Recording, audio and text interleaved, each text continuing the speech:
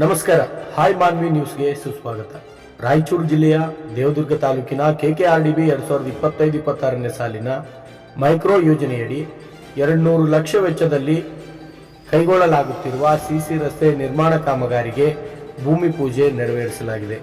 ಅರಕೇರ ಗಲಗ ಮುಖ್ಯ ರಸ್ತೆಯಿಂದ ಗಂಗಾನಾಯಕ್ ತಾಂಡದವರೆಗೆ ನಿರ್ಮಾಣವಾಗಲಿರುವ ಈ ರಸ್ತೆ ಕಾಮಗಾರಿಗೆ ದೇವದುರ್ಗ ಕ್ಷೇತ್ರದ ಶಾಸಕರಾದ ಶ್ರೀಮತಿ ಜಿ ಕರಿಯಮ್ಮ ನಾಯಕ್ ಅವರು ಚಾಲನೆ ನೀಡಿದರು. ಈ ಸಂದರ್ಭದಲ್ಲಿ ಮಾತನಾಡಿದ ಶಾಸಕರು, ಗ್ರಾಮಗಳ ಸಮಗ್ರ ಅಭಿವೃದ್ಧಿಗೆ ನಾನು ಬದ್ಧವಾಗಿದ್ದೇನೆ ಎಂದು ತಿಳಿಸಿದರು.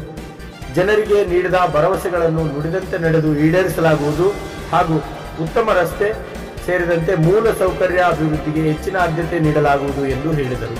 ಕಾರ್ಯಕ್ರಮದಲ್ಲಿ ಸ್ಥಳೀಯ ಜನಪ್ರತಿನಿಧಿಗಳಾದ ಶ್ರೀ ಸಿದ್ದಣ್ಣ ತಾತ ಪಟ್ಟದವರ ಮುಂಡ್ರಗಿ, ಅರಕೇರ ತಾಲೂಕು JDS ಅಧ್ಯಕ್ಷ ಶ್ರೀ ಸಿದ್ದಣ್ಣ ಪಿ ಗಣೇಕಲ್, ವಿರೂಪಾಕ್ಷಿ ಗೌಡ, ವರದಿಗಾರರು ಸುರುವಾರ್, ಇಲಾಖೆಯ ಅಧಿಕಾರಿಗಳು ಹಾಗೂ ಗ್ರಾಮಸ್ಥರು ಭಾಗವಹಿಸಿದ್ದರು.